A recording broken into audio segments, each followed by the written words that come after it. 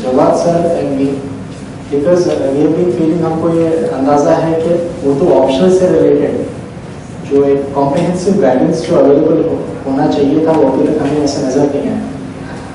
और you all should feel lucky कि आप लोगों को फर्स्ट हैंड जो है वो गाइडेंस, एक ओवरऑल अप्रोच, उर्दू ऑप्शनल को अप्रोच कैसे करना है, ठीक है, ये आपको आज इंशाल्लाह पता चलता है।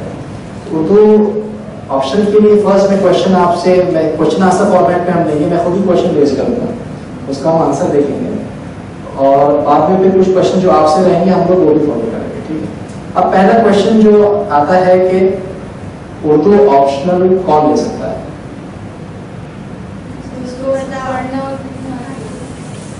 क्या कोई इसके लिए बैकग्राउंड है, required background, degree, BSc, BA, MA, schooling? English medium वाला नहीं ले सकता, मराठी मीडियम वाला नहीं ले सकता, है ना, तेलुगु मीडियम वाला नहीं ले सकता, ऐसा कुछ है? इसमें अच्छी बात यह है कि फिलहाल at this stage there is no boundation, there is no written qualification required to take Urdu as an option, ठीक है। Even if you are from madrasa you can take Urdu, even if you are from English medium background.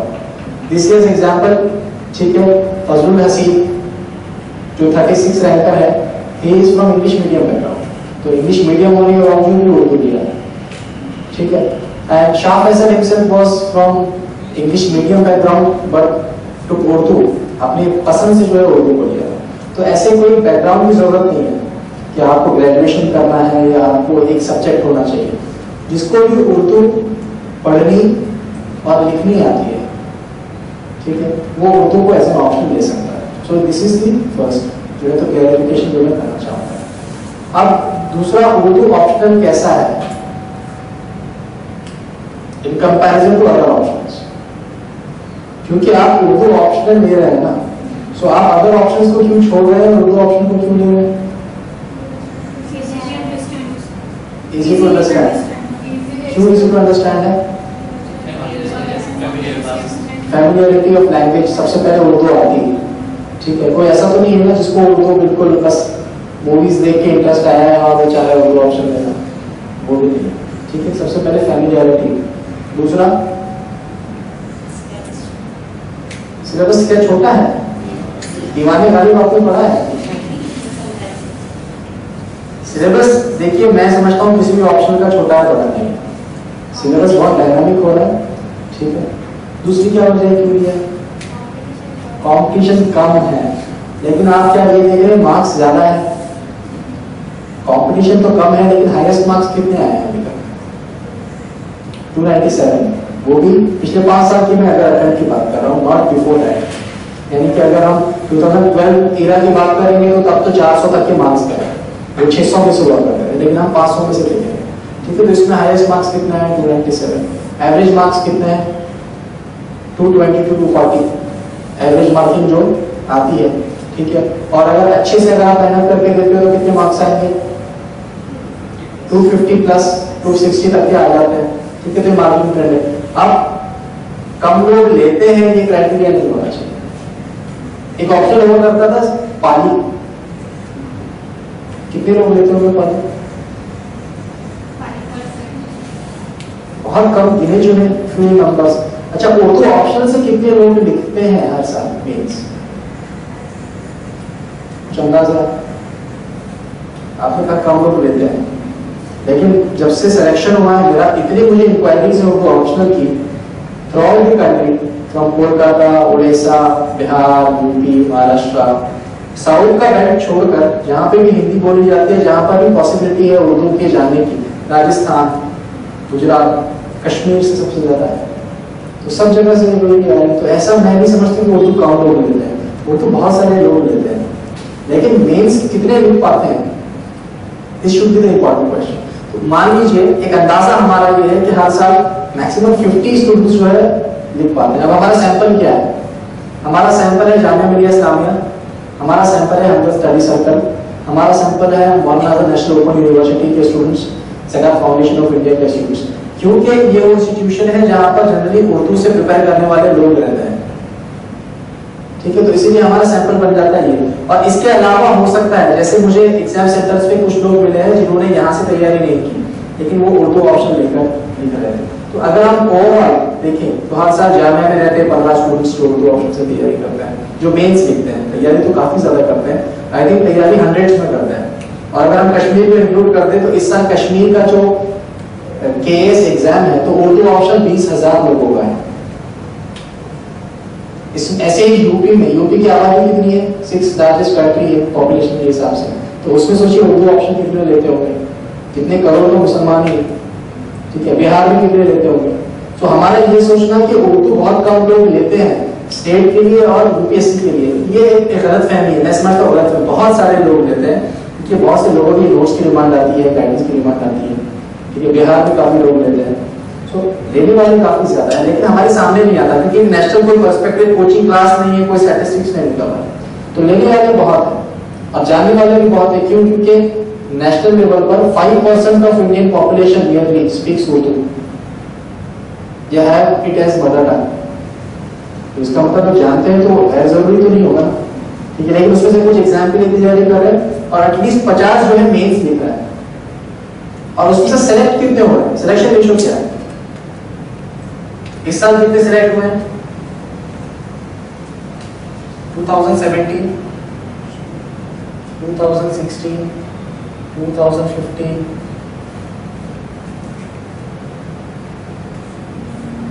आप लोगों ने देखा Urdu option जब आपने लिया है तो क्या आपने देखा वो सिलेक्शन हो भी रहा है नहीं हो रहा है? यानी मैं सामने खड़ा हूं मतलब मैंने उर्दू ऑप्शन लिया है मतलब हो रहा है, ठीक है। दूसरा, शेख सलमान को भी आप जानते हैं हो रहा है, हसीब का मैंने एग्जांपल दे दिया, हो रहा है। एक और बंदा है मोहम्मद फारूक नाम है उनका, 902 समथिंग रैंक है। तो इस साल नोन सर्कल में, हमारे नोन सर्कल में 4 लोगों का उर्दू से सिलेक्शन हुआ है। लिखते कितने हैं? 50 का 4% कितना होता है? लगभग 10%। यानी कन्वर्जन रेशियो अगर आप देखेंगे तो उर्दू का कन्वर्जन रेशियो 10% में बहुत ज्यादा है। पब्लिक एडमिनिस्ट्रेशन कितने लोग लेते हैं? मान लीजिए 2000। सिलेक्ट कितने होते हैं? लिस्ट की कितने की होती है? 990 की लिस्ट है, उसमें पवेट कितनों का होगा? 100, ठीक है। तो 2000 में से 100 कितना होता है? कितना हो रहा है? 2.5%, 5% कितना हो रहा है? उर्दू से तो कम ही है ना।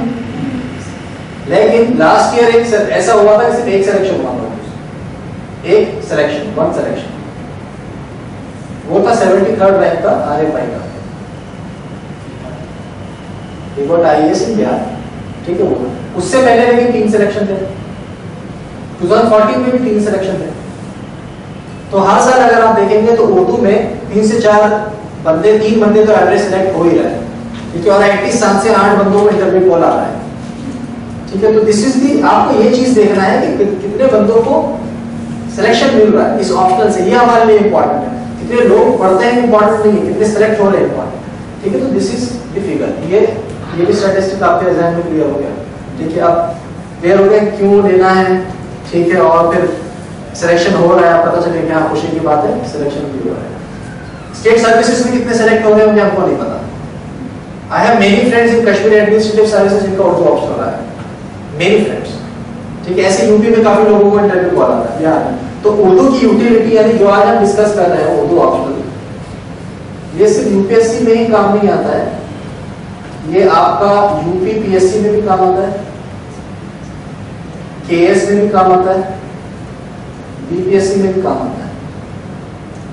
तो अगर आप समझ रहे हैं कि उर्दू ऑप्शनल ले लेंगे, लेकिन जैसे पब्लिक एडमिनिस्ट्रेशन अगर आप लेते हैं, आप सोचेंगे सर यहाँ पे भी काम आ जाएगा, यहाँ पे भी काम आ जाएगा, यहाँ पे भी काम आ जाएगा। लेकिन अगर आप स्टेट सर्विसेज का एग्जाम देने की ख्वाहिश रखते हैं तो आपको उर्दू ना सिर्फ यूपीएससी में काम आएगा, बल्कि यूपीएससी, बीपीएससी, केएस, जहां पर भी Urdu as a option provide किया जाता है वहां पे भी काम आएगा। तो ये भी क्लियरिटी रहता है, एक ब्रॉडर पिक्चर उर्दू ऑप्शन से रिलेटेड ये पिक्चर है, ठीक है।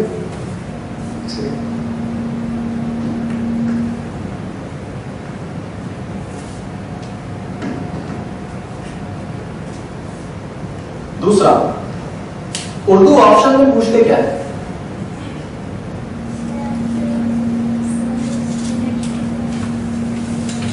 क्या आज के पोएट्स के बारे में पूछा जाता है? ठीक है। क्या बहादुर शाह जफर के कोई रॉयल पोएट कोई रहे होंगे जिनका दीवान भी अवेलेबल नहीं हो, उनके बारे में पूछा जाता है? आपको लिखने के लिए बोला जाता है कि चलिए नुमान आप जो है एक नज़म लिख के हमें दिखाइए इस बहर में। वो तो ऑप्शन में क्या पूछा जाता है? क्या आपको बोल रहे हैं कोई दास्तान लिखने के लिए? आपको गजल बोलने के लिए नहीं बोल रहे। आपको क्या बोला जा रहा है कि ऑलरेडी ये सिलेबस है, ये किताबें हैं, ये किताबों को आपको पढ़ना है और इसमें से हम सवाल पूछेंगे जिसको आपको जवाब देना है। This is the approach. तो क्योंकि मुझे काफी लोगों ने ये पूछा है कि सर उर्दू ऑप्शन में पूछते क्या क्या है, क्या हम आज के पोएट्स को भी पढ़े? मैंने कहा उसके लिए यूपीएससी ने सिलेबस दे रखा है। अब आपको बोला जा रहा है फुटबॉल खेलिए और कोई रूल्स नहीं बताए जा रहे, सबको एक एक बॉल दे दिया, बोला खेलो, तो क्या वो गेम जो है फेयर गेम रहेगा? कोई रूल्स एंड रेगुलेशन है, कोई सिलेबस है। तो इस तरीके से उर्दू ऑप्शन का भी अपना एक सिलेबस है। और वो सिलेबस कहाँ मिलेगा? यूपीएससी की वेबसाइट में।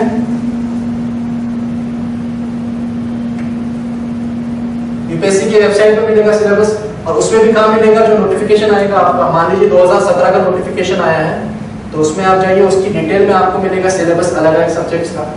उसमें भी आपको मिलेगा उर्दू लैंग्वेजेस में उर्दू का सिलेबस मिलेगा। तो आपको पता चला कि सिलेक्शन भी हो रहा है और सिलेबस भी डिफाइंड है। ऐसा नहीं कि कुछ भी उठा के पढ़ना है, आपको सिलेक्टेड चीजें दी जाएगी, सिलेक्टेड पोएट्स के नाम दिए जाएंगे। हम देखेंगे सिलेबस को हम ब्रेक डाउन करेंगे कि कैसे इसको पढ़ना है और क्या चीजें इसमें पूछी जाती है। ठीक है। अब इसमें कितने पेपर्स होते हैं? इसमें 2 पेपर्स। ठीक है, पेपर 1 एंड पेपर 2। ये आपका हो गया पेपर 1, ये आपका हो गया पेपर 2। हो सकता है उर्दू वाले नाराज हो जाए, मैं उर्दू में लिख देता हूँ। ये आपका हो गया पेपर अव्वल और आपका हो गया पेपर 2। ठीक है, आपके 2 पेपर साथ के रहेंगे। अब मुझे बताइए कि इन 2 पेपर्स का वेटेज कितना है? 2 पेपर्स का मिलाकर कितने में से? आपका 750 मार्क्स में से 500 मार्क्स का ये 2 पेपर है। 2 पेपर्स रहेंगे कितने मार्क्स के?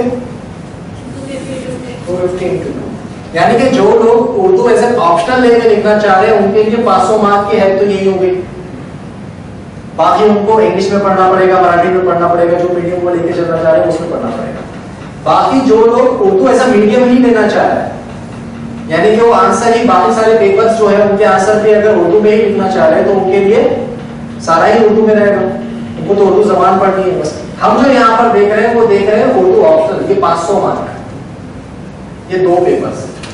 इसके अलावा साथ में और बाकी के 5 पेपर्स भी रहेंगे जो कि हो सकता है आपको किसी और जबान में लिखना पड़े। ठीक है, तो ये चीज भी क्लियर है कि उर्दू मीडियम से भी लिखा जा सकता है, क्योंकि उर्दू एक शेड्यूल लैंग्वेज है। कॉन्स्टिट्यूशन में 22 लैंग्वेजेस दी हुई है, उसमें से एक लैंग्वेज उर्दू है, तो इसीलिए आप उर्दू एज अ मीडियम से भी लिख सकते हैं। पूरे पेपर्स उर्दू में आप लिख सकते हैं और उर्दू एज ए ऑप्शनल भी ले सकते हैं।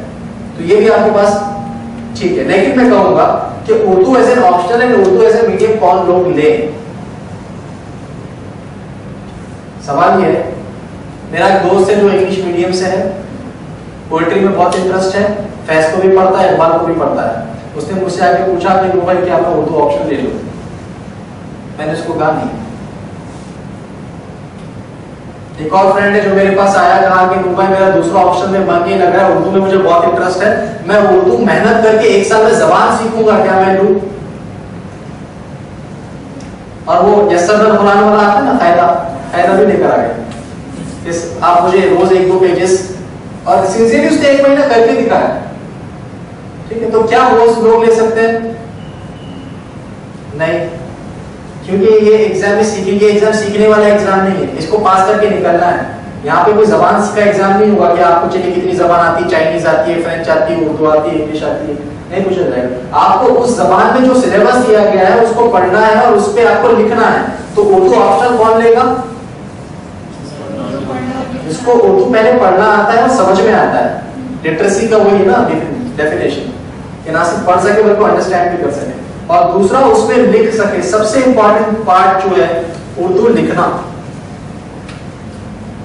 उर्दू ऑप्शनल कौन थे? जो उर्दू लिखना जानता है बिना इमला की गलती के, ग्रामेटिकल मिस्टेक्स नहीं आनी चाहिए। अब मैं ये नहीं कह रहा हूँ कि आपकी बहुत सलीस उर्दू होना चाहिए कि आप जब किसी का नाम ले तो आली जनाब मोहतरम ये हजरत पूरा लिखे, आपको ये नहीं करना है, ठीक है? नहीं, मैं कह रहा हूँ बहुत सलीस उर्दू में इस तरीके से बोले कि बिल्कुल आप तलफ्फुज़ की बात करें, आपको तलफ्फुज़ भी अगर आप बोल रहे हैं तो चलेगा, ठीक है? इसमें कोई आपका मुशायरों वाली जो है तो आपको उर्दू नहीं चाहिए, या बिल्कुल जो मीडिया में आती ईटीवी उर्दू वाली उर्दू भी नहीं चाहिए आपको। ऐसी उर्दू चाहिए जो आम बोलचाल की जबान वाली उर्दू होती है, ठीक है? यानी कि जो हमारा बोलते हैं, ठीक है, और जो हमारा लिख भी सकते हैं। अब इसमें ये भी नहीं है कि आपको इकबाल वाली शायरी में इकबाल वाली ही लैंग्वेज लिखना है, या गालिब की जबान, गालिब की उर्दू। इब्ने खुल्दून कहते हैं कि 70 साल में हर लैंग्वेज इवॉल्व होती है, 70 इयर्स हर लैंग्वेज इवॉल्व होती है। इंग्लिश क्या वही इंग्लिश है जो 1940s में हुआ करती थी? उर्दू क्या वही उर्दू है जो इकबाल के टाइम पे हुआ करती थी 1930-1938 में? आज की उर्दू क्या है? आज की उर्दू बिल्कुल एक बोलचाल वाली जबान है, आम बोलचाल। अगर आप थोड़ा सा भी मुश्किल को शेर पढ़ लेते हैं, ठीक है, जैसे कि तू शाही है परवाज है काम मेरा। अब इकबाल के टाइम पर शाही और परवाज ही कॉमन अल्फाज थे, लेकिन क्या आज के दौर में है? शाही का मतलब शाही मतलब किसी लड़की को समझते हैं। सो आपको बोलचाल वाली उर्दू आती हो और आप समझते हो और आप लिख सकते हो। जब आप आंसर राइटिंग, खासतौर से जब मैं लिखने वाली बात कर रहा हूं, तो इसमें आपको अपने ख्यालात को लिखना है बस। इसमें आपको कोई सलीस उर्दू नहीं चाहिए, आपको डिक्शनरी वाली उर्दू नहीं चाहिए। लेकिन सबसे इंपॉर्टेंट चीज जो रखना है वो ये है कि गलती नहीं करना है। इसमें आपको इमले की गलती नहीं करना है। प्रोफेसर अब्दुल हक साहब डीयू के रिटायर्ड प्रोफेसर एमेरिटस है उर्दू डिपार्टमेंट के, ठीक है? वो मुझे मिले थे Zakat foundation of India. I went there, मैं किसी काम से गया था, तो मेरे दोस्त ने जिक्र किया कि सर इसने 2014 में उर्दू से लिखा था, 273 मार्क्स पे ऑल इंडिया टॉपर था, ठीक है? ये था। तो सर ने कहा कि देखिए बेटा, मैं कल ही आप लोगों के यूपीएससी के पेपर चेक करके आ रहा हूं, ठीक है, चेक करके आ रहा हूं। अब्दुल हक साहब ने मुझे बताया और कहा कि मसला ये है कि आप एग्जाम देते हो आईएएस का, एग्जाम देते हो आईएएस का, और बनना चाहते हो कलेक्टर। ऑप्शनल लिया है आपने अपनी मर्जी से, हमने तो नहीं बोला था ना उर्दू कंपलसरी है, तो अपनी मर्जी से लिया। उस पर तैयारी की, खुद आके लिखते हो आंसर और उसमें करते हो इमले की गलती, क्या मैं आपको मार्क्स दूंगा? सिंपल सी बात है, मैं क्यों मार्क्स दूंगा? कहा था इतना सीरियस एग्जाम, हम तो एक्सपेक्ट करते हैं कि सीरियसनेस इतनी रहेगी कि यहाँ पे एक फुल स्टॉप कॉमा की भी गलती नहीं करेगा इंसान। लेकिन वहां पर अगर आप इमले की गलती करते हैं, तो इसीलिए बहुत से लोग हैं, बहुत से स्टूडेंट्स हैं उर्दू में बहुत मेहनत करते हैं, लेकिन 140 मार्क्स आते हैं पास होने से। I know many friends 140 marks जो आए हैं पास होने से, तो वो कैसे अवॉइड किया जाएगा? गलती नहीं करना है। अब उसको इंप्रूव कैसे करेंगे? प्रैक्टिस कैसे करेंगे? प्रैक्टिस करते रहेंगे। प्रैक्टिस में ये है कि सिंपल एक बुक उठाइए, न्यूज़पेपर उठाइए, 2 पेजेस लिखिए। मैं उर्दू मीडियम से पढ़ चुका हूँ, ठीक है, उर्दू में मैं लिखता रहा हूँ, मैं न्यूज़पेपर के लिए लिखता रहा, फिर भी मैं इमले की गलती करता हूँ। तो जो आप लिखने में, आपकी प्रैक्टिस में फिर भी आप गलती कर रहे हैं, मतलब कोई भी इंसान परफेक्ट नहीं होता। लेकिन इसका मतलब ये भी नहीं है कि आपके बहुत सारे मार्क्स काटे जाएंगे। लेकिन अगर एक ही सेंटेंस में आप 4 जगह गलती कर रहे हो, इंस्टेड ऑफ होल 1 पेज में एक गलती जायज है ना, एक ही पैराग्राफ में आप 10 जगह कर रहे हो, तो आपको क्या मार्क्स मिलेंगे? समझ में नहीं आएगा, सेंटेंस ही समझ में नहीं आएगा। तो उर्दू कौन ले सकता है? जो उर्दू लिखना जानता है, ना कि सिर्फ उर्दू पढ़ना जानता है, ठीक है? ये समझ में आया, ठीक है? अब मैं अपना एक्सपीरियंस शेयर करूंगा कि मैंने उर्दू ऑप्शनल से 3 बार मेंस लिखा है, ठीक है? उर्दू ऑप्शनल से मैंने 3 बार मेंस लिखा।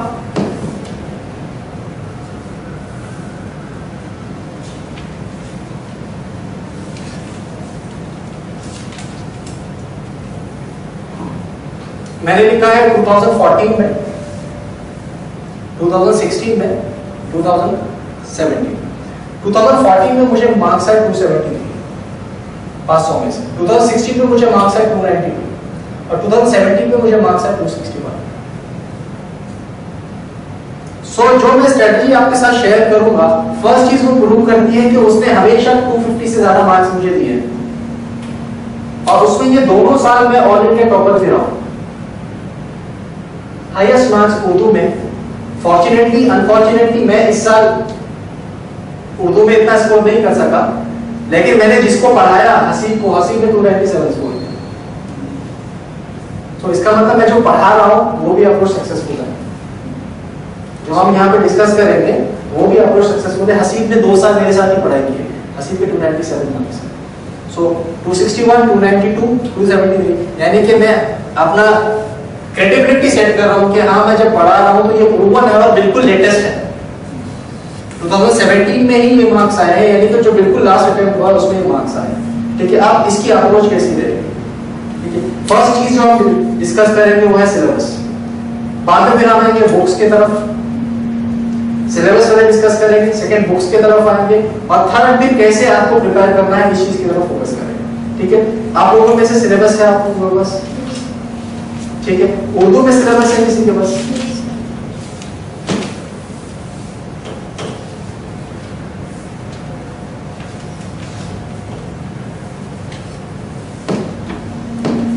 जैसे मैंने लिखा था upsc.government.in, वहां से आप जाइए और सिलेबस डाउनलोड कीजिए। वो सिलेबस इंग्लिश में है, वो सिलेबस इंग्लिश में है, लेकिन YouTube पर काफी चैनल्स हैं और वेबसाइट पर वो आपको उर्दू में ट्रांसलेट करके भी मिल जाएगा। और अगर वो भी नहीं मिल रहा है तो दिल्ली में आस्था कोचिंग क्लास है, इरशाद सर की, नौशाद सर की, आप वहां पे जा सकते हैं, वहां पे देखिए, वहां पर आपको वो बुकलेट देंगे जो कि उर्दू में ट्रांसलेट करके आपको सिलेबस मिल जाएगा। ठीक है, तो सिलेबस आपको सबसे पहले ट्रांसलेट करना है उर्दू में। अब उर्दू में आपके हैं 2 पेपर्स, पेपर अव्वल और पेपर 2। अब मैं पूरी ज्यादा डिटेल्स में नहीं जाऊंगा बिकॉज हमारे पास लिमिटेड टाइम है। हम एक जनरल बैकग्राउंड उसका देखेंगे कि इस पेपर में पूछा क्या जा रहा है, क्या डिमांड है आपसे, इस पेपर में क्या पूछा जा रहा है, क्या डिमांड है आपसे। अब मुझे बताइए पेपर अव्वल में कौन कौन से बेसिक टर्म्स है, कौन कौन से आपके सिलेबस में नाम दिए गए हैं? उर्दू जबान का इंतखाब, ठीक है, उसके अंदर हिंद आरियाई, जदीद, वस्ती, कदीम, सारे हिंद आरियाई ये सारा आ जाएगा। ठीक है, और मगरिबी हिंदी उसकी बोलियां वो भी उसी के अंदर आ जाएगा। ठीक है, ऐसे आप अगर क्वेश्चन पेपर्स देखेंगे अपभ्रंश, ठीक है, प्राकृत, वो सब भी उसी के अंदर आ जाएगा। ठीक है, तो एक टॉपिक है उसके अंदर सब बिट्स हम देखेंगे इसको कैसे पढ़ना है। दूसरा क्या है?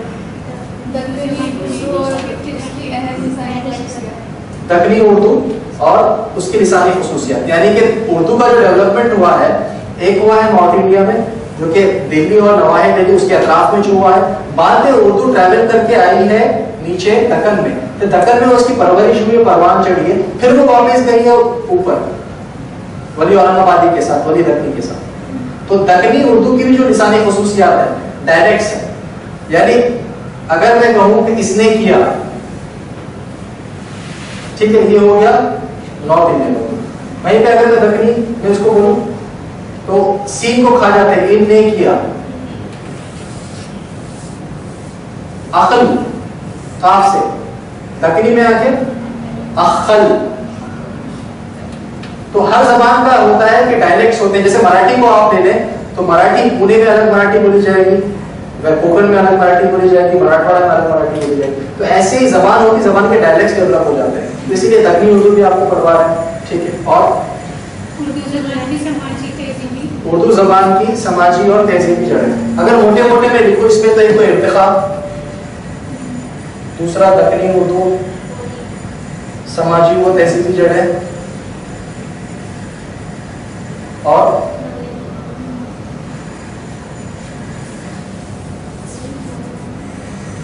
रस्मुल खत। रस्मुल खत है ना इसके अंदर, ज़ख़ीरे अल्फाज, ठीक है,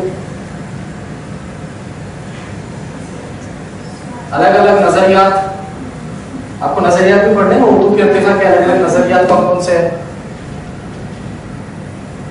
और क्या है,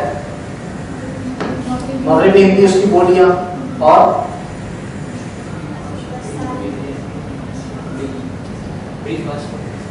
वो सब तो मॉड्यूल के अंदर आ जाएगा ना। इसके अलावा और क्या है? पार्ट 1 के अंदर मोर और लेस कितने टॉपिक्स कवर हो रहे हैं? ठीक है, मान लीजिए 5 टॉपिक्स कवर, उसकी बिट सब बिट हम ज्यादा डिस्कस नहीं करेंगे। इसमें पेपर ये इसका सेक्शन ए है, ठीक है। सेक्शन ए में आपको देखकर समझ क्या आ रहा है, इसमें क्या पढ़वाया जा रहा है?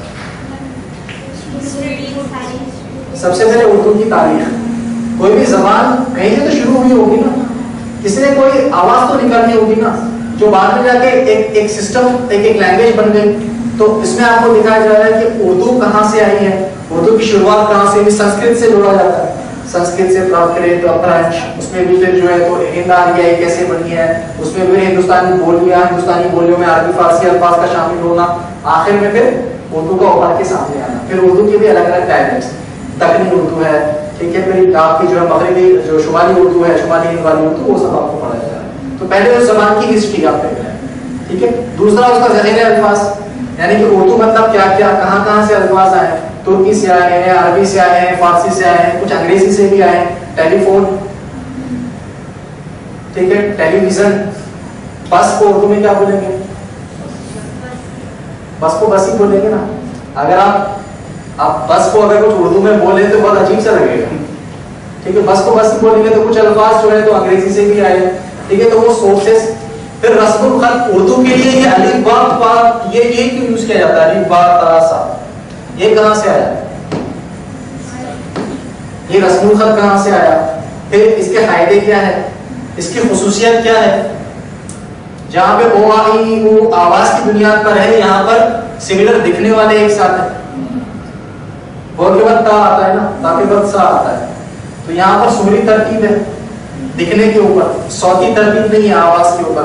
तो ये चीज कहां से आई, ये भी आपको पढ़ाया जा रहा है, ठीक है। ज़ख़ीरे अल्फाज कहां से आया? फिर समाज में तहजीबी जड़ें, कि उर्दू का हिंदुस्तानी तहजीब से क्या लेना देना है, क्या इस तहजीब के साथ साथ उर्दू परवान चढ़ी है, क्या हिंद इस्लामी तहजीब के साथ उर्दू का कुछ लेना देना है, ये सब चीजें हम देखेंगे। एक लैंग्वेज का कल्चरल बैकग्राउंड होता है ना, कश्मीरी जबान, तो कश्मीरी क्या सिर्फ एक जबान है, उसके साथ एक तहजीब जुड़ी हुई है। इंग्लिश लैंग्वेज, उसके साथ एक इंग्लिश तहजीब जुड़ी हुई है। मराठी जबान, मराठी कल्चर पूरा जुड़ा हुआ है। तो इस तरीके से उर्दू का जो कल्चरल बैकग्राउंड है वो पढ़ाया जाता है।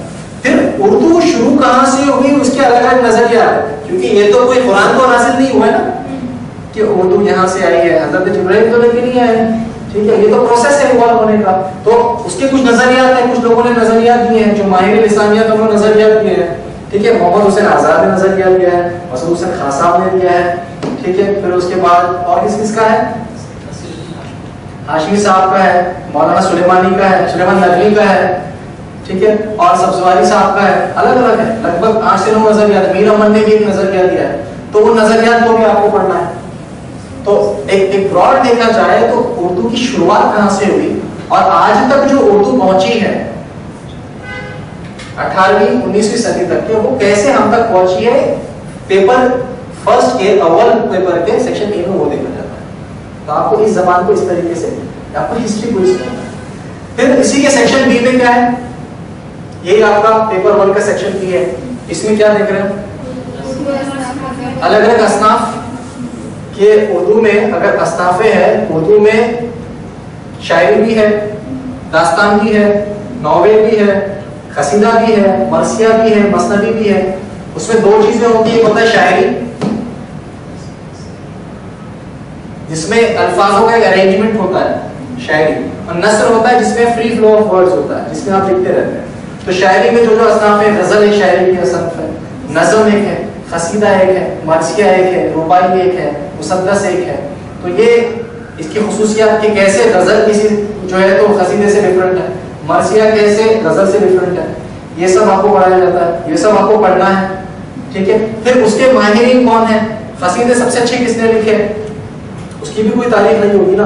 गजल सबसे अच्छी किसने लिखी, गालिब की गजलें क्यों इतनी फेमस है, इकबाल ने नज़में क्यों ज्यादा लिखी, फैज ने आजाद नज़म क्यों ज्यादा लिखी, ये सब आपको इसका थोड़ा सा एक बैकग्राउंड आपको देखना है।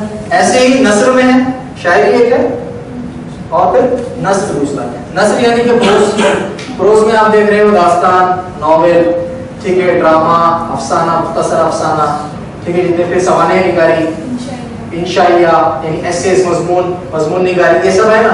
तो इसमें भी आप देख रहे हैं कि दास्तान आई कहाँ से, पहली नॉवेल उर्दू की कौन सी थी, पहला ड्रामा उर्दू में कौन सा था, ये सारी हिस्ट्री आप देख रहे हैं। तो यहाँ पे आपको नाम भी याद रखना है, यहाँ पे आप नाम भी याद रखेंगे और यहाँ पर एक जो डेवलपमेंट प्रोसेस है पूरा, फिर इसका कितना कंट्रीब्यूशन है। जैसे मुख्तसर अफसाना, सादा हुसैन मंटो, खुरतुल हैदर, असमत चुगताई, कृष्णचंद्र, इन सब का क्या रोल रहा है इस्लाम के डेवलपमेंट में, ठीक है।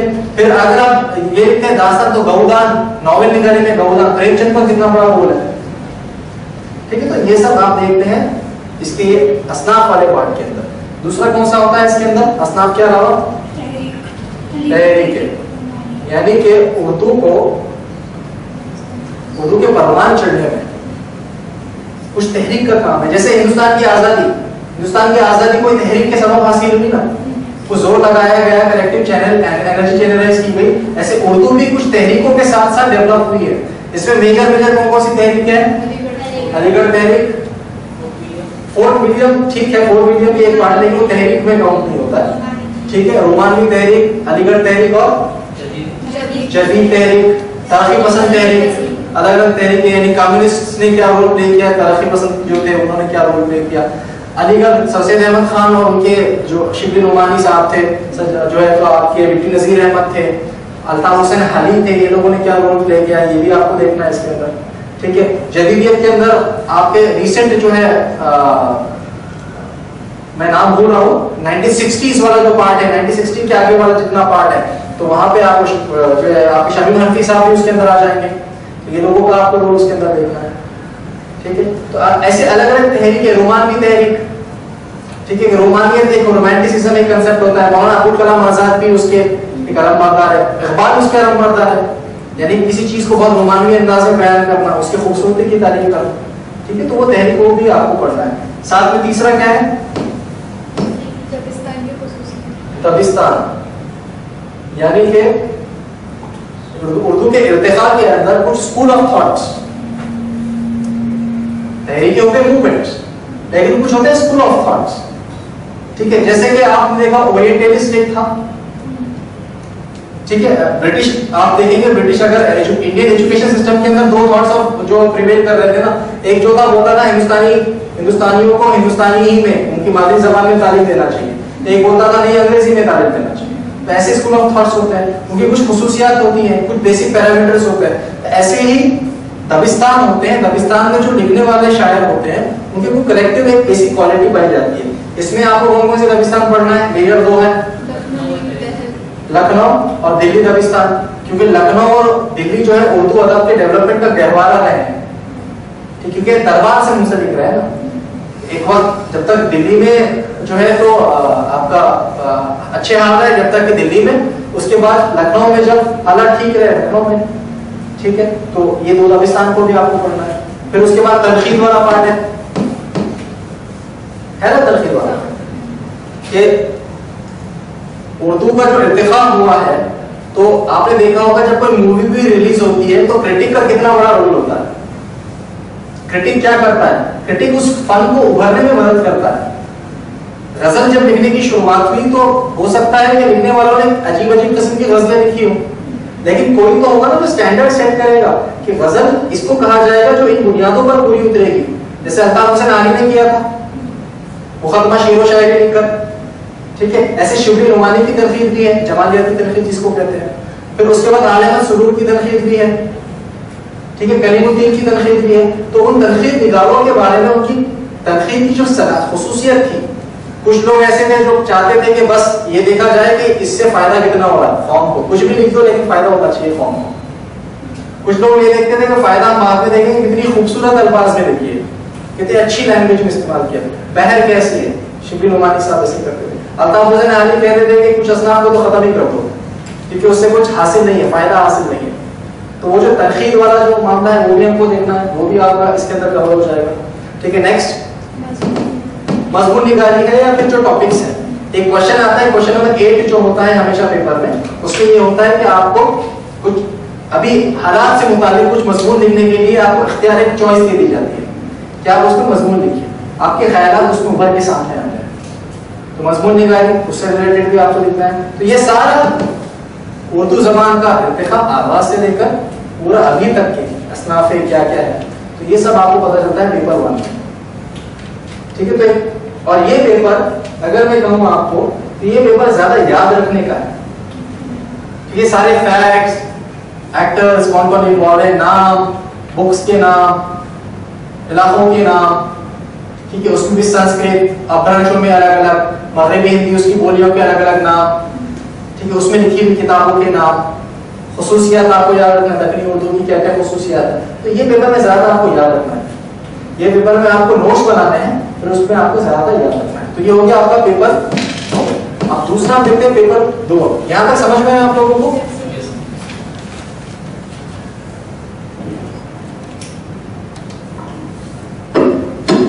अब आ रहे हैं पेपर 2 की तरफ। पेपर 2 में क्या है?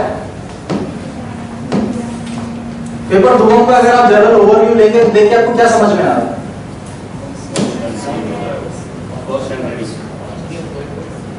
कि यहाँ पर अब आपको कुछ अदबी नमूने दिए जा रहे हैं जिसको आपको पढ़ना है, उसको समझना है, उसमें से फिर हम सवाल करेंगे।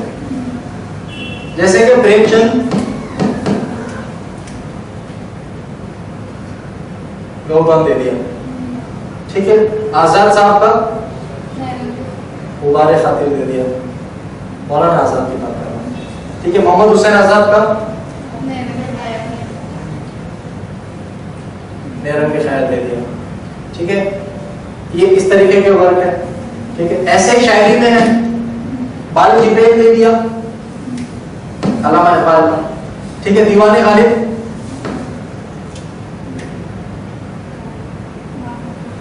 ये गालिब को कलाम मीर दे दिया, मीर तकी मीर, फैज का दस्ते सबा दे दिया, सैरुल बयान दे दिया, मीर हसन की मसनवी दे दी। तो अगर हम इसमें देखेंगे तो आप पाएंगे कि मौलाना आजाद की गुब्बारे खातिर क्या है? खुतूत का मजमूआ है या मजमून निगारी है, दो में से कोई एक है, ठीक है। गौरान क्या है?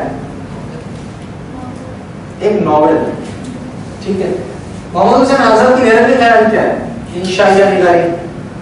तो अलग अलग सैंपल्स उठा के दे दिए हैं, जैसे हमने असनाद देखी ना पेपर 1 में, वो सैंपल उठा के दे दिए और उन सैंपल्स को अब हमको पढ़ने के लिए दे रहे हैं। तो इससे ये चीज समझ में है कि पेपर 1 का जो सेक्शन बी है वो आपका बहुत क्लियर होना चाहिए, तो जिससे आपकी इस सेक्शन की अंडरस्टैंडिंग बहुत इंप्रूव हो जाती है। जब आपको पता होगा कि गौदान में एक नॉवेल में अज्जाए तरकीबी क्या होना चाहिए, प्लॉट है, किरदार है, मुकालमा निगारी, मंजर निगारी, जब तक वो क्लियर नहीं रहेगा गौदान की आप फनी खुसूसियत नहीं निकाल पाएंगे। तो पेपर 1 से शुरुआत होगी तैयारी की, सीक्वेंस में इसको तैयार किया जाएगा और उसको इतने अच्छे से तैयार किया जाएगा कि वो सारी नॉलेज अब इंप्लीमेंट कहाँ हो रही है? पेपर 2 में इंप्लीमेंट हो रही है, ठीक है। ऐसे दीवाने गालिब है, शायरी में भी आपको पढ़ाया जा रहा है। एक पार्ट है आपका नस्र वाला, इसमें आपको पढ़ाया जा रहा है फिर शायरी। अब शायरी में भी अलग अलग जो कबायर हैं, जो बड़े बड़े शोरा हैं उर्दू के, ठीक है, मीर तकी मीर, उनकी शायरी की खुसूसियात, फिर उसके बाद गालिब साहब, फिर उसके बाद इकबाल, फैज, अख्तरुल ईमान, मीर हसन, ठीक है, ये सारे बड़े बड़े शोरा है और ये सबका अलग अलग अपना लिखने का अंदाज है। मीर तकी मीर बिल्कुल सादा जबान में जो है, तो नाजुक की उसके लब की क्या कहेंगे? पकड़ी गुलाब से, ठीक है, ये एक हो गया। फिर वहीं पे आपका इकबाल आ जाए, सितारों से आगे जहां और भी है, अभी के इम्तिहान और भी, शाहीन वाला कंसेप्ट, खुदी वाला कंसेप्ट, फलसफे बेखुदी वाला कंसेप्ट। वहीं पे फैज है, बोल के लब आजाद है, तेरे एक तरह की पसंदियत है इसके अंदर, है कि नहीं? लेकिन जबान कितनी मीठी मीठी सी है, ठीक है। तुम आए हो ना शबे इंतजार गुजरी है, तलाश में है शहर बार बार गुजरी है। देखिए कितना अच्छा एक तरीका है कि रूठने का भी किसी से, अगर हम आम अल्फाज में अगर इस्तेमाल करें तो रूठने का है, लेकिन ये आजादी की बात हो रही है। वही अख्तरुल ईमान है, जो आम जिंदगी के जो हालात है 1990s के 2000 के, उसको बयान करते हैं कि कैसी जिंदगी हो चुकी है, तो आपको वो भी पढ़ने के लिए मिल रहा है, ठीक है। मीर हसन, सैरुल बयान, जो बिल्कुल राजा रजवाड़ों वाली जिंदगी थी, रॉयल लाइफ, उसका बयान है, कैसे दूल्हा आ रहा है, कैसी शादी हो रही है, कैसे खाने हैं, कैसे रस्में हो रही है, शहजादा बेनजीर पैदा होता है तो क्या होता है, ये सब चीजें आपको पढ़ाई जा रही है, वो सब चीजें आपको पढ़ना भी है। तो एक अलग आपको टेस्ट दिया जा रहा है, हर शायर के साथ एक अलग टेस्ट है, तो उस टेस्ट को आपको समझना है, और यहाँ पर जितनी किताबें हैं, सबसे पहला काम आपका ये रहेगा कि इन सारी किताबों को खरीद लेना है। इन सारी किताबों को खरीद लेना है। अभी किताबें मिलेंगी कहाँ पे? मैंने एक ब्लॉग लिखा है newsiddiqui.wordpress.com। ये आप मेरा फेसबुक प्रोफाइल पे जाइए, नू सिद्दीकी करके आप टाइप कीजिए। मेरा चैनल तो आपको याद ही होगा, मैं ही वहां पर रहूंगा। तो नू सिद्दीकी का प्रोफाइल खोलिए, उसमें एक प्रिपरेशन ऑफ उर्दू ऑप्शन करके एक ब्लॉग लिखा हुआ है, जिसमें इन डिटेल मैंने बात किया कि आपको मटेरियल कहाँ पे मिलेगा, दिल्ली में आपको मिलेगा, ये कैसे आप अवॉइड जो है अवेल कर सकते हैं, मैंने उसकी सारी डिटेल्स प्रोवाइड की, तो आप उसको देख लीजिए। ठीक है, तो मटेरियल वाला आपका ये वाला पार्ट है। अब बुक्स आपको ये सारी खरीद लेनी है, लेकिन ये सारी बुक्स आपको पढ़नी नहीं है। इसको हम अप्रोच कैसे करेंगे, ये सारे पेपर को हम अप्रोच कैसे करेंगे, इसको हम इसके बाद डिस्कस करते हैं स्टेप बाय। ठीक है, तो पेपर 1 का सिलेबस भी समझ में आ गया, पेपर 2 का सिलेबस भी समझ में आ गया। अब आपका काम यहाँ से शुरू होता है। अब आपका काम कैसे शुरू होता है? सबसे पहले आपको क्या करना है, सिलेबस को जो आपका जितना भी आपको मजबूत, जितना भी आपका आपने लेंथ एंड ब्रेड्थ समझ ली है, उसकी bit by bit, topic by topic आप उसको तोड़ना है। जैसे कि जब आप हिंद आर्या की बात करेंगे तो आप उसको क्या करेंगे, खदीर, वस्त हिंद आर्या और ऐसे जब आप जमाना उसकी बोलियों की बात करेंगे तो ब्रिज, कनौजी, ठीक है, आपके हरियाणवी, खड़ी बोली, ये सारे आप बिट बाय बिट पूरे सिलेबस को ब्रेक डाउन कीजिए, पूरे सिलेबस को। यानी मैं कह रहा हूं अगर एक सिंध की बात हो रही है तो उस सिंध के अंदर अगर किसी का नाम आता है, मुख्तसर अफसाना, फुरतुल हैदर का नाम है, लिख दीजिए। साद हुसैन मंटो का नाम आपको लगता है इंपॉर्टेंट है, लिख दीजिए। बिट बाय बिट आप उसको ब्रेक कीजिए। ये पता कहां से चलेगा, length and breadth of syllabus कैसे पता चलेगा, कितनी डेप्थ में पढ़ना है।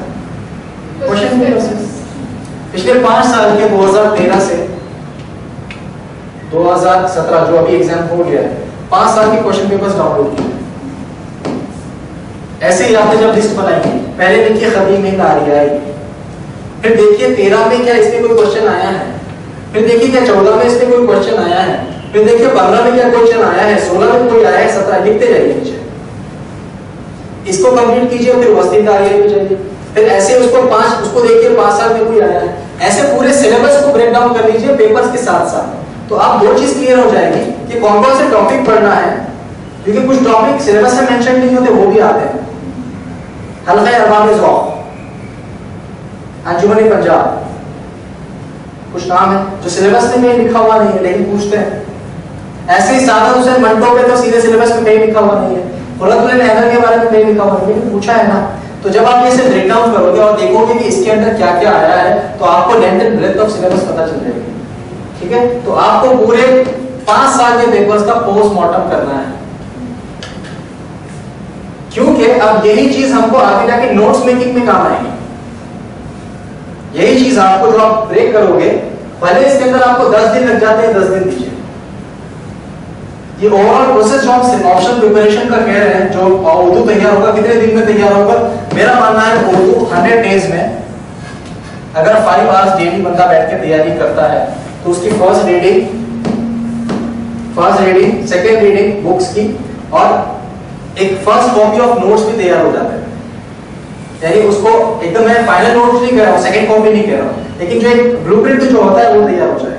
फिर वो आप सीनियर्स को दिखाइए, फिर वो आपका और फिल्टर होते जाता है।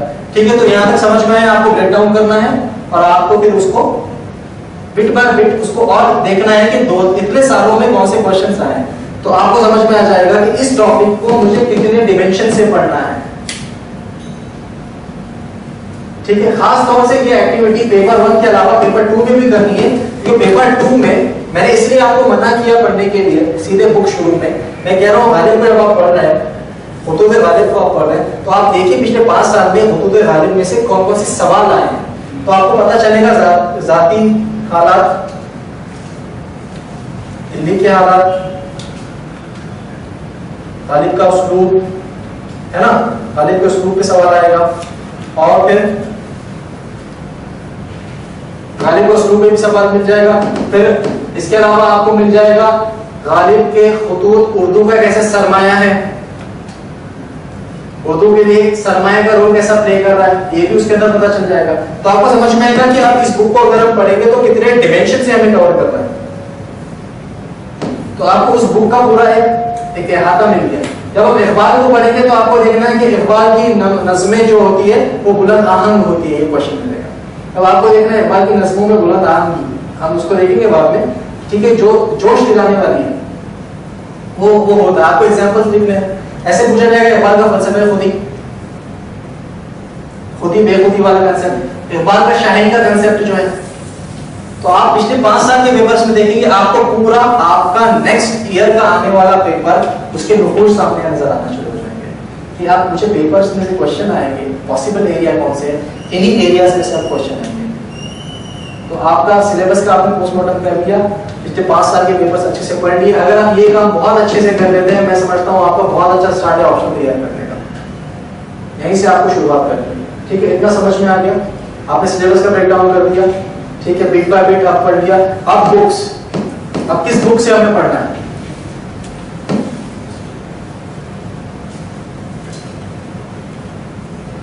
डिटेल में बुक की लिस्ट भी मैंने इस एड्रेस पे भी मिल जाएगी और इस वर्डप्रेस का जो ब्लॉग है उस पे भी मेरी डिटेल बुक लिस्ट मैंने दी है, वो आप वहां से भी देख सकते हैं। ठीक है, वहां से भी आपको बुक लिस्ट मिल जाएगी और वही एड्रेस पे मिलेगी जो मैंने प्रोवाइड किया है। बुक्स भी आपको मिल जाएगी वहां पर, और कुछ नोट्स का भी मैंने जिक्र किया है। अब आप मेन जो किताबें हैं वो है उर्दू जबान की लिसानी तशकील, उर्दू नस्ल का तनकीदी मुताला, उर्दू शायरी का तनकीदी मुताला,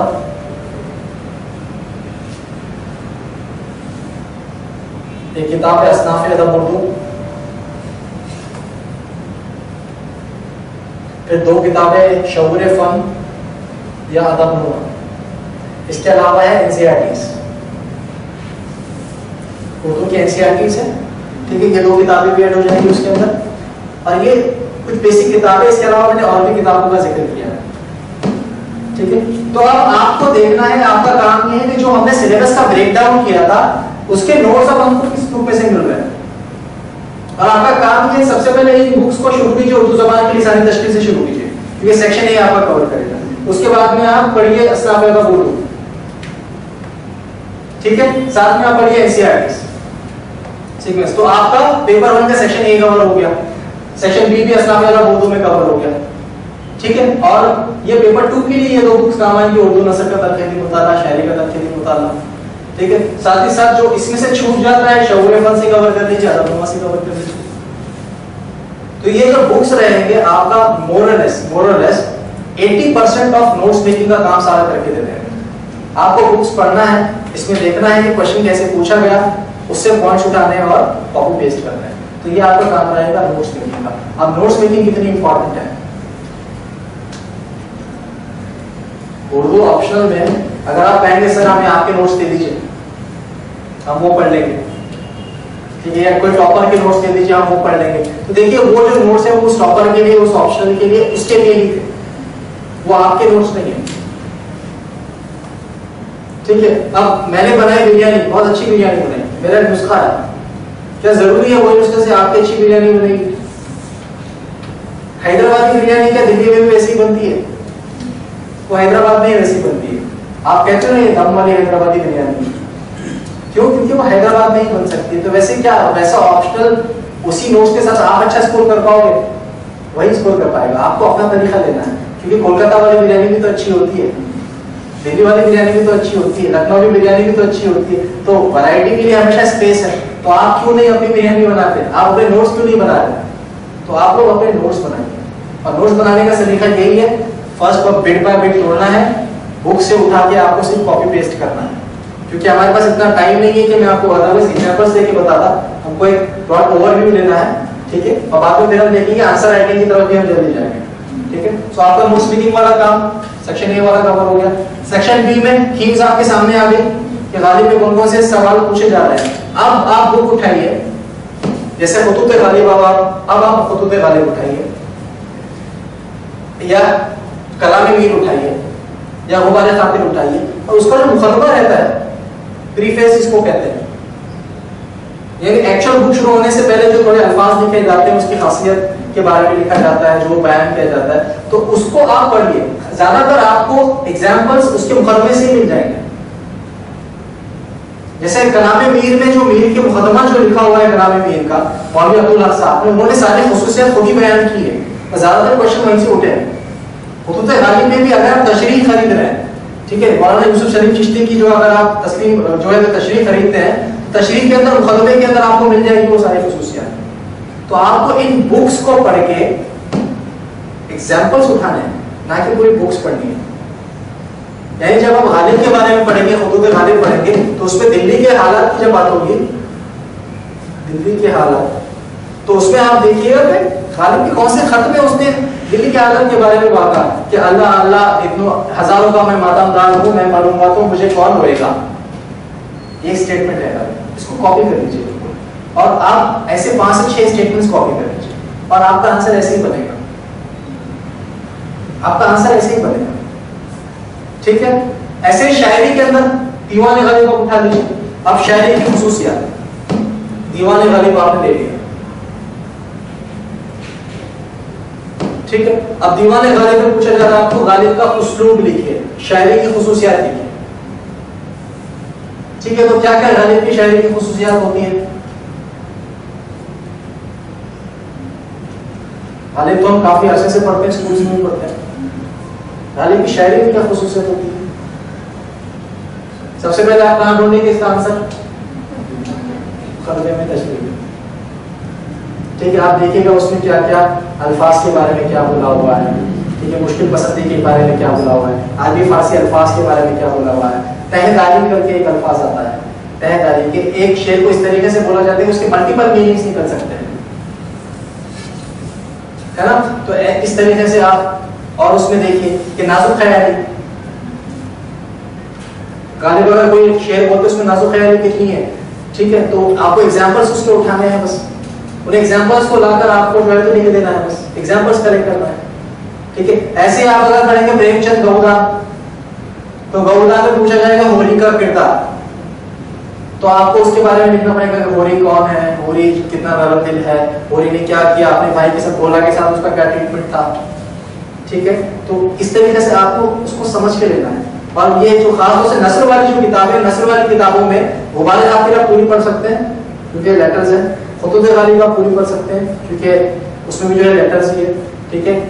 मोहम्मद हुसैन आजाद की जो लहरें ख्याल है बहुत टफ लैंग्वेज में है, या फिर असल में कंसेप्ट जो है बिल्कुल इंशाई वाला, ठीक है। एक कंसेप्ट है जो कि आपको शायद अगर आप पढ़ लें तो पढ़ लें, लेकिन उसमें से आप एग्जांपल्स दे दीजिए बस, ठीक है। ऐसे गौदान पूरी पढ़ने की जरूरत नहीं है, समरी देख लीजिए, अपने दो मुझे दे दो में से कुछ पढ़ लीजिए, इंपॉर्टेंट लाजवंती से आया है, लंबी लड़की से सवाल आया है, अपने दो मुझे दे दो एक, उसमें मुख्तसर अफसाने हैं ना, तो वो अफसाने पढ़ लीजिए, बाकी जो गैर इंपॉर्टेंट है वो छोड़ दीजिए। तो इस तरीके से आपको अप्रोच रखना है। सारी किताबें नहीं पढ़नी है, रेफरेंस के लिए किताबें पढ़नी है। और एक और सवाल आता है पेपर 2 में, जो पहला 50 मार्क का क्वेश्चन होता है, उसमें क्या होता है, एक पैराग्राफ दिया जाता है और आपको बोला जाता है सियाक व सबाक के साथ इसकी तशरीह कीजिए, ठीक है। अब आपको क्या लिखना है इसके अंदर?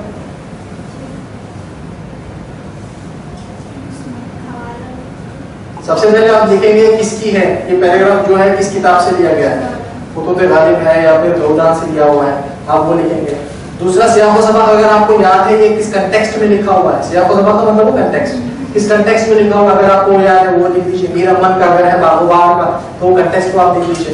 तीसरा फिर आप उसमें क्या समझ रहे हैं वो लिख लीजिए कि मुझे इससे क्या समझ में आता है, वो लिटरल ट्रांसलेशन भी हो सकता है, आपकी अंडरस्टैंडिंग भी हो सकती है। चौथा उसके फनी पहलू लिख दीजिए,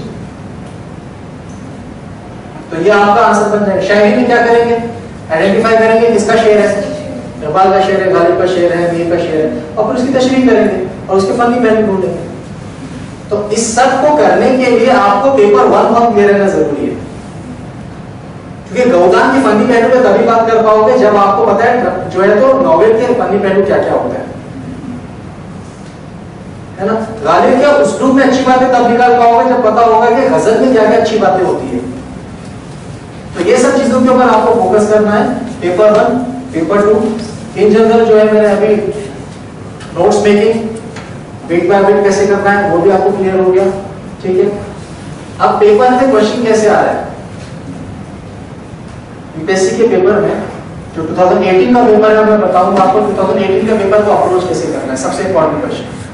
इससे जो हो गया अभी तो खैर पिछले 5 साल का हमने पढ़ लिया, पिछले 5 साल का हमने सिलेबस भी देख लिया, 5 साल के सिलेबस के हमने नोट्स भी बना लिए, ठीक है। अब उसका ब्रेकडाउन कैसे करना है, ये नेक्स्ट पेपर कैसे आएगा, ठीक है। सो नेक्स्ट पेपर आपके इन्हीं नोट्स में का अगर आप पूरे पिछले 5 साल के क्वेश्चंस निकाल के उसके आंसर लिख लेते हैं, ये 5 साल के आप 2013 से लेके 17 के क्वेश्चंस निकालिए और उसके आंसर्स लिख दीजिए, इसको रट्टा मार दीजिए, आपके 2018 का 80% पेपर यही आएगा,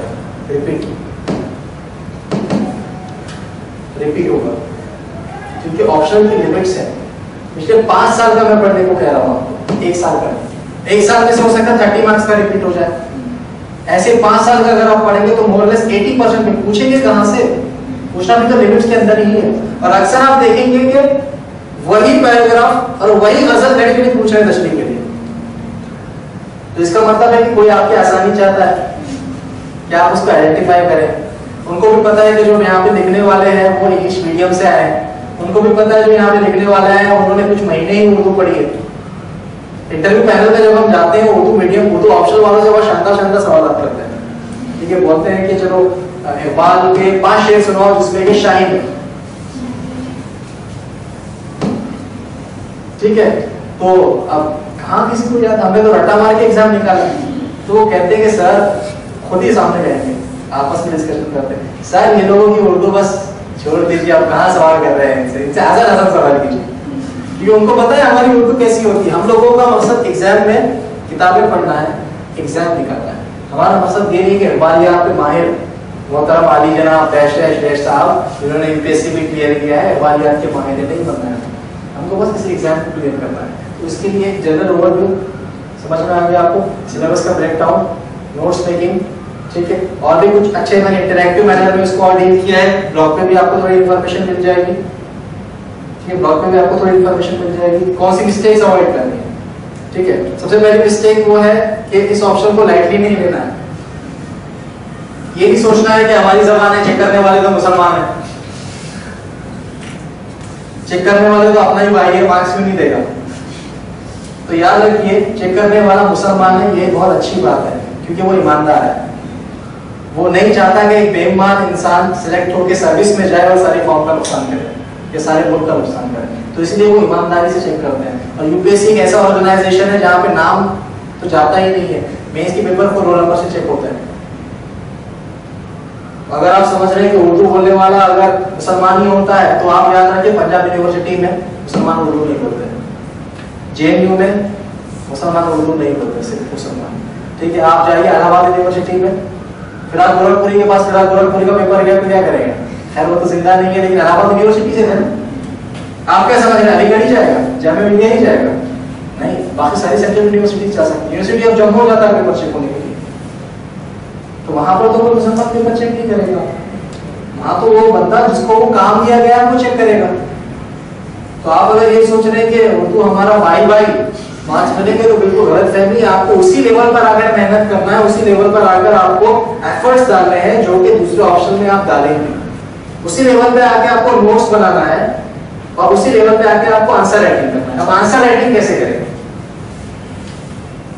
सवाल के जवाब। सबसे पहले ये कि ये पेपर्स बहुत काम आने वाले हैं, आपके नोट्स भी बने हुए हैं, सवाल उठाइए उसका आंसर लिखता रहिए, उसको फिर अपने दोस्त को दिखाइए, दोस्त नहीं है सीनियर को दिखाइए, सीनियर नहीं है किसी फैकल्टी को दिखाइए, और मैं समझता हूँ हर शहर में बने हुए फैकल्टी भी तो मिल ही जाएगी, कुछ नहीं तो खुद ही चेक कर लीजिए, इतना तो आप कर सकते हैं। और उर्दू की तैयारी करने वाले साथियों से एक दूसरे को दिखाइए, सवाल के जवाब लिखना शुरू करना बहुत इंपॉर्टेंट है। ऐसे आप शुरू कीजिए 1-2 सफे से जो हम लिखेंगे ब्रेक के अवॉइड करने के लिए, फिर हो जाएगा एक सवाल, दूसरा सवाल, तीसरा सवाल, इस पे जाएगा। बाद में हम कोशिश करेंगे कि पूरा पेपर भी बैठ के लिखे, पूरा पेपर कौन सा लिखना है ये डाउनलोड करना है, इसी को 3 घंटे का टाइम डिवाइड करना है, इसी को बैठ कर लिखना है, ठीक है। सो आपका आंसर राइटिंग वाला पार्ट भी कवर हो जाता है। और अगर आंसर राइटिंग नहीं करोगे, टू बी ऑनेस्ट, मैंने बहुत से फ्रेंड्स देखे हैं जिनकी उर्दू की नॉलेज बहुत शानदार होती है, बहुत ही शानदार होती है। वो अगर आप शायरी में डिस्कशन करेंगे, उनकी नॉलेज इतनी डेप्थ होती है उसके अंदर, ठीक है, लेकिन वो लोग उर्दू का कंपलसरी पेपर भी नहीं निकाल पाते, क्योंकि मसला नॉलेज का नहीं है, मसला लिखने का है। आप कितनी अच्छी उर्दू जानते हो, एग्जामिनर को कैसे पता चलेगा? वो तो आंसर शीट उसके सामने है, वो देख रहा है कि हमें बच्चों की राइटिंग में आंसर लिखा हुआ है जिसमें इमले की 10 मिस्टेक्स है, तो वो मार्क्स देगा। तो मेरे बहुत सारे फ्रेंड्स हैं जो कि बहुत अच्छी उर्दू बोलते हैं, उर्दू शायरी से बैकग्राउंड है, हर चीज है, लेकिन लिखते नहीं है। तो उर्दू कंपलसरी पेपर में कह रहा हूँ, 300 में से 25% आपको लाना होता है, वो पेपर भी नहीं निकालता। लेकिन बहुत से लोग उन्होंने इंग्लिश मीडियम से बाद में उर्दू लेकर प्रिपरेशन की है। मेरा एक दोस्त है, गौहर नाम है, he scored 283 marks this year. और अगर आप उर्दू देखेंगे, बिल्कुल सिंपल लैंग्वेज में जो बंदा उर्दू लिखता है, लेकिन मेहनत बहुत है, मेहनत बहुत है कि किस तरीके से उसको ऑर्गेनाइज करना है। खतीब कार्यालय पे आएगा तो सर मैं इसको कैसे लिखूंगा, क्या क्या पॉइंट ऐड करूंगा, क्या पैराग्राफ में लिखूं या पॉइंटर्स में लिखूं, क्या कोई मैं डायग्राम भी बना सकता हूं। ऐसे गालिब के ऊपर आएगा तो गालिब के ऊपर ना सिर्फ पढ़ा है बल्कि उसको पॉइंट्स में डिवाइड कर दिया है कि ये चीजें मुझे लिखनी है। तो नोट्स मेकिंग वाला पार्ट बहुत ज्यादा इंपॉर्टेंट है, इसको ध्यान में रखना है, ये सारे बिट को आपको ध्यान में रखना है, ठीक है। और पेपर 1 के सिलेबस के, पेपर 1 के पार्ट को पेपर 2 से लिंक करना। ऐसे ही पेपर 1 में सेक्शन ए को सेक्शन बी से लिंक करना। जैसे आपको सवाल आ रहा है हुतूत गालिब, हुतूत गालिब को आप लिंक कीजिए दीवान गालिब से। जैसे कोई खत आता है जिसमें लिखा हुआ है बहुत दुश्वार हालात है, ठीक है, या बहुत मुश्किल के बाद क्योंकि खुतूत में जो है गालिब का एक अलग सा चेहरा नजर आता है जो इंसानी चेहरा है, तो पता चलता है बहुत मुश्किल हालात है, पैसे नहीं है, उसका जिक्र हो रहा है। तो गालिब का ही कोई एक शेर दीवान गालिब से उठाइए, बस के दुश्वार है काम का आसा होना, आदमी को मैसर नहीं इंसान होना, उससे शुरुआत कीजिए ना आंसर लिखने की। तो इस तरीके से आपकी जो वायरल स्टडी है, ऐसे ही अगर वो शेर आता है जिसमें के सहर का जिक्र है, सुबह का जिक्र है, तो वो आपको मीर के पास भी मिल जाएगा, वो आपको फैज के पास भी मिल जाएगा। तो आप लिखिए सिमिलर कंसेप्ट पे या इसी थीम के ऊपर फैज ने भी इसी तरीके का शेयर लिखा है, इसको लिंक कर दीजिए। इंटरलिंकिंग ऑफ सिलेबस इस साल की तशरीह में मुझे पेपर 2 में 146 मार्क्स आए हैं 250 में से। और मुझे पेपर 2 में हमेशा अच्छे मार्क्स आते हैं, 146, 140, 156 मार्क्स के, यानी कि ऑलवेज मोर देन 50%। मेरा लिखने का तरीका ही यही है कि मैं बिल्कुल दिमाग को खुला छोड़कर चीजों को लिंक करके, क्योंकि अगर वो बस फकत ट्रांसलेशन चाहिए होता है तो वो आपको बोलते हैं ना ट्रांसलेशन करके दे, वो तशरीह क्यों बोल रहे हैं? क्योंकि तशरीह में आपकी अपनी रीडिंग, आपकी अंडरस्टैंडिंग और आपका एक्सप्रेस करने का तरीका सब सामने आता है। मान लीजिए मैं आपको कोई शेर दे रहा हूँ, आपको खड़े कर रहा हूँ, कह रहा हूँ कि 2 मिनट इस पे बोलना है, तो वो जो चीजें आप वहां पर बोलेंगे वही चीज आपको लिखना है। फनी पहलू आप निकाल लेंगे, उसको लिंक कर लेंगे गालिब के दूसरी शेर से, उसमें आप देखेंगे कि गालिब को उसमें की क्या बातें आ रही है, ठीक है, क्या कोई सनतें भी उसमें यूज हो रही है, ठीक है, फिर उसमें तहदारी क्या है, मुश्किल अल्फाज है तो क्या, ये सारा आप एक ही शेर में से निकाल सकते हो, ठीक है। तो ये सारा आपको करना है, तशरीह में दिमाग को खुला रखकर आपको फ्लोट करना है, और जितनी आपकी इंफॉर्मेशन है वो आपको दिखाना है। You have to sell yourself, अपनी ज़बान को, अपनी जो नॉलेज है उसको आपको बेचना है। और इसमें 2 चीज का ध्यान रखना है। पेपर 1 में आसान जबान, बहुत आसान जबान, जितनी सिंपल जबान में लिख सकते हो लिखो। पेपर 1 जितनी सिंपल जबान में लिख सकते हो लिखो। पेपर 2 में जितना मैच्योर राइटिंग कर सकते हो करो, जितना नॉलेज दिखा सकते हो दिखाओ। क्योंकि पेपर 2 में नॉलेज का मार्क्स आता है, पेपर 1 में सिंपल राइटिंग, क्योंकि सबने रट्टा मारा है, पता है उसको, उसमें आसान अल्फाज से कौन लिखेगा। क्योंकि इस साल जितने भी हम मैच्योर राइटिंग वाले थे पेपर 1 में, हम में से हर किसी को 115, 120 से ज्यादा मार्क्स दिए हैं। वहीं पर हसीन है जिसकी बहुत ही आसान राइटिंग है, आसान जबान में लिखता है, उसको पेपर 1 में 156 मार्क्स, गौहर को पेपर 1 में 146 मार्क्स। सो पेपर 1 में बिल्कुल आसान जबान, पेपर 2 में पेचीदा जबान तो नहीं कहूंगा, आपको आपका नॉलेज दिखाना है, कोरिलेट करना सिलेबस को। तो ये चीज का भी आपको ध्यान रखना है। तो हमने इस तरीके से marking pattern, syllabus, books, notes कैसे बनाना है, ठीक है। फिर उसको तशरीह पेपर 2 वाला हमने देखा अप्रोच कैसे करना है, साथ ही साथ हमने देखा आंसर राइटिंग वाला पार्ट, आंसर राइटिंग कैसे करनी है, ठीक है। ओवरऑल हमने एक थीमेटिक हमने कवर कर लिया है, ठीक है। अब इसके अलावा भी अगर आपको कोई क्वेश्चन है, ठीक है, खासतौर से नोट से मुताबिक, ठीक है, मैं कहूँगा apart from books, apart from these books, कुछ नोट्स है काफी अच्छे जो कि ऑलरेडी मार्केट में अवेलेबल है, ठीक है। They are not standard notes, लेकिन अच्छे नोट्स हैं, आप उस पर रिलाय कर सकते हैं। एक तो हो गया ये आस्था कोचिंग क्लास वाला दिलशाद साहब का नोट्स है, दिलशाद सर के नोट्स है। दूसरा आपका हो जाता है जामिया मिलिया के नोट्स है,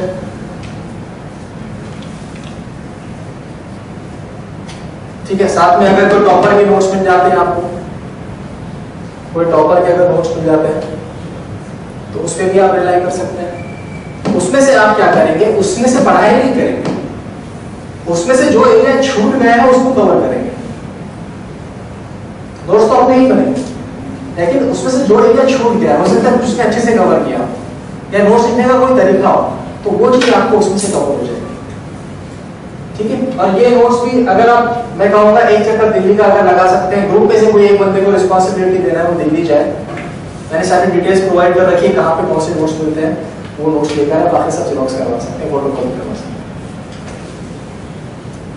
ऐसे थ्रू आउट इंडिया एक चक्कर तो आपको लगाना है। मैं हमेशा कहता हूँ if you want to achieve something, move out of your comfort zone. Comfort zone से बाहर निकलो। कंफर्ट जोन ये आपको थोड़ी तो मेहनत करनी पड़ेगी ना, क्योंकि आपका आईएएस जो है वो तो ऑप्शनल है। ऑप्शन में जब तक 270 प्लस नहीं रहोगे, आईएएस तो नहीं बनोगे, इतनी गलती, सिलेक्शन हो जाएगा, आईएएस नहीं बनोगे। तो आईएएस के लिए दिल्ली तो आखिर में दिल्ली ही तो जाना है, तो क्यों ना उससे पहले ही चक्कर लगा लिया जाए, ठीक है। सो ओवरऑल ये हमारा आज के लेक्चर का जो है हमने कवर किया टॉपिक्स। कुछ अगर आपको नहीं समझा है, कोई क्वेश्चंस हैं?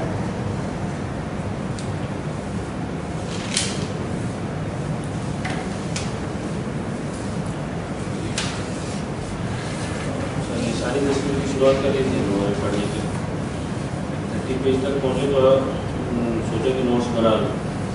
जब नोट्स बनाने लगे तो 30 पेज में ऐसा लग रहा है कि 24 पेजेस तो सब इम्पोर्टेंट है, छोड़ेंगे किसको। और फिर नोट्स बनाना शुरू किया, वो बहुत लेंथी बनने लगे, फिर इसको छोड़ दिया। फिर सोचा कि पर्सनल रीडिंग कर लें, बाद में नोट्स बनाए, तो कुछ किया नहीं उसके बाद। देखिए लिसानी तश्कील असल में है क्या, उर्दू ज़बान की लिसानी तश्कील। मिर्ज़ा खलील बेग साहब हमदर्द स्टडी सर्कल में उर्दू ऑप्शन के बच्चों को पढ़ाने आया करते थे, जामिया उर्दू से अलीगढ़ से।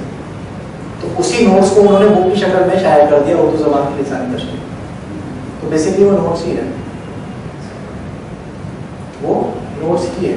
तो आपको उसमें मेजॉरिटी एरिया काम का मिलेगा। उर्दू ज़बान की लिसानी तश्कील आप अच्छे से कवर कर लीजिए, आपका पेपर 1 का सेक्शन ए लगभग कवर हो जाता है। तो लेकिन मैं कहूँगा उसमें से भी पॉइंट्स निकालिए। अगर वो 50 पेज की बुक है, उन 50 पेज के आपके नोट्स बनने चलेगा ना, क्या मसला है। क्योंकि जब आप नोट्स निकालोगे तो एक आपका कंटेक्स्ट बिल्ड होगा, कैसे पॉइंट्स लिखना है, इंपॉर्टेंट पॉइंट्स क्या है, हाईलाइट करोगे, आप उसको रीड करोगे, रीड करोगे। किताब से इतना याद नहीं रहेगा, अपने नोट से बहुत याद रहता है। ये लिसानी तश्कील के साथ ही आएगा। ऐसे असनाफ़ उर्दू में भी मिलेगा, आपको अलग अलग असनाफ़ मिलेगी, सारी डिटेल्स मिलेगी। उसमें भी आप जो इम्पोर्टेंट चलेगा ना, क्या मसला क्या है।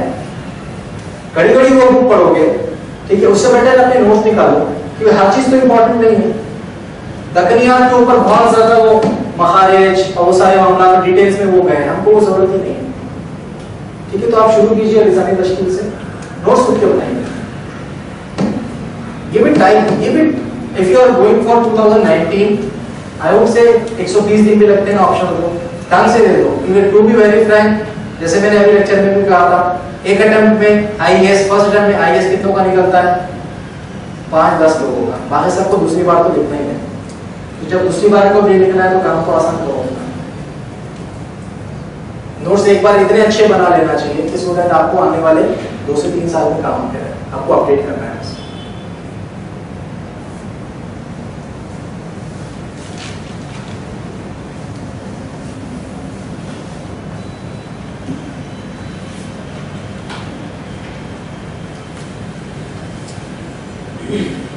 अब एक और सवाल आता है कि क्या उर्दू के लिए कोचिंग जरूरी है? वो तो ऑप्शन की तैयारी के लिए क्या कोचिंग जरूरी है? मैं कहूँगा अगर कोचिंग इजीली अवेलेबल है तो ले लेना चाहिए, आपका काम आसान होता है, क्योंकि आप इतने सोर्सेस से मटेरियल जमा करोगे, ठीक है, आप इतनी जगह भटकोगे, उससे बेटर है किसी बंदे ने मेहनत की, उसका वो मुआवजा ले रहा है, और अगर पढ़ाना अच्छा पढ़ा रहा है, आप कर लीजिए कोचिंग अगर कर सकते हैं, ठीक है। लेकिन मैं कोचिंग से ज्यादा गाइडेंस के फेवर में। कोचिंग में होता है कि आप डिपेंडेंट हो जाते हैं कि वो जब तक हमको खिलाएगा नहीं हम खाएंगे नहीं।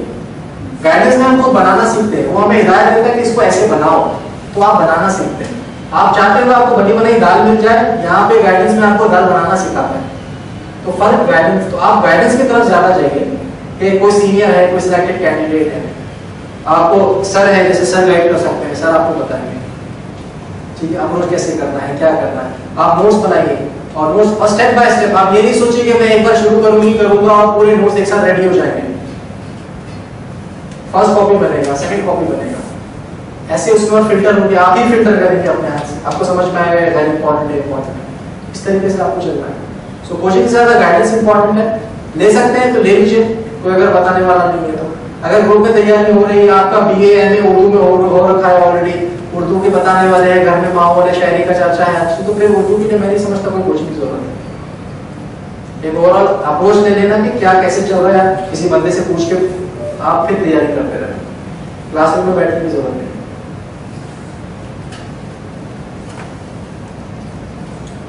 सर पेपर 2 के लिए जो तशरीह है तो सर उसको कैसे डील करना? अच्छा, पेपर 2 का तशरीह आप मैंने पिछले 5 साल के पेपर निकाल लीजिए, उसमें जो पोएम्स, जो गजलें पूछी जा रही है उसको लिख के अलग ले लीजिए, तो आपको मेजर गजलें नज़में सब मिल जाएगी। तो उसकी ऑलरेडी तशरीह अवेलेबल है अगर मार्केट में, गालिब की और इकबाल साहब की अवेलेबल है तो वो देख लीजिए। फैज का आपको रेफ्ता के ऊपर मिल जाएगा, रेफ्ता और दुआजी पे डिस्कशन मिल जाएंगे फैज के, तो आप वो देख लीजिए। मीर के ऊपर तो शमसुल रहमान फारूकी खुद कितना काफी कुछ लिख चुके हैं, शेर शुरत गेस है, तो आप वो देख लीजिए। जब तक कि आपकी उनकी अंडरस्टैंडिंग बिल्ड नहीं होती है, ठीक है, तो आप ये सोर्सेस का सहारा लीजिए। ऑलरेडी माशाल्लाह उर्दू में मैं कहूँगा रेफ्ता और दुआजी के आने के बाद से तो काफी सहूलत हो गई है।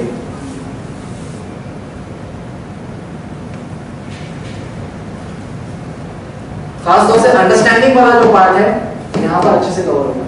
लेकिन मैं ये नहीं कह रहा कि बाकी पेपर 1 के लिए इसको भी पढ़ना, पेपर 1 के लिए ज्यादा नहीं है कंटेंट। ऐसे ही कुछ पाकिस्तानी वेबसाइट्स हैं, हमारी वेब ऐसे बात, क्योंकि पाकिस्तान में उर्दू रिसर्च का काम काफी अच्छा हो रहा है, क्योंकि वहां पे स्टेट लैंग्वेज होने की वजह से काम हो रहा है, तो उसको आप रेफर कीजिए। साथ ही साथ विकिपीडिया को उर्दू में, उर्दू विकिपीडिया, उसमें आप क्या करेंगे, जो आपका टाइप करेंगे, आप ABCD में टाइप नहीं करेंगे, अलिफ बात तान में टाइप करेंगे, उसको सर्च करेंगे तो वो उर्दू में रिजल्ट देगा। तो विकिपीडिया उर्दू का आप इस्तेमाल कीजिए, रिसोर्सेज काफी अवेलेबल है। ऐसे ही आप इनकलाब अखबार में आता है, देखिए कुछ ना कुछ करंट डिबेट से रिलेटेड कुछ ना कुछ आता है, किसी शायरी के बारे में आता है, तो आप वो पढ़ लीजिए अगर पढ़ सकते हैं तो। अदरवाइज ये सारे रिसोर्सेज मोर देन सफिशिएंट है, ठीक है। रेफ्ता का बहुत अच्छा इस्तेमाल कर सकते हैं, विकिपीडिया उर्दू बहुत अच्छा इस्तेमाल कर सकते हैं। और पेपर 1 में मैंने जो बताया कि जो फनी पहलू है उतना ही समझ गए और उसी को बस लिंक करने लगे ना आप शायरी के साथ, आपकी तशरीह हो जाएगी। इसमें कोई पूरी किताब पढ़ने की जरूरत नहीं।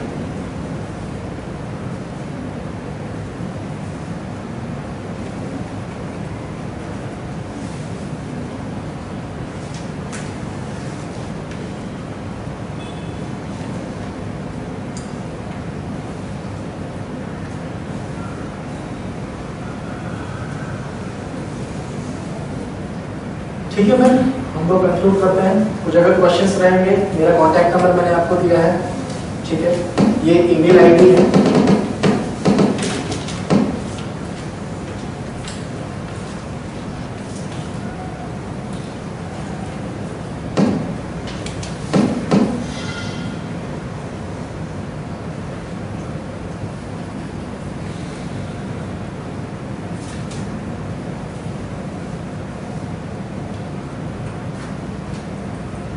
YOSHKY yoshisiddiki@gmail.com।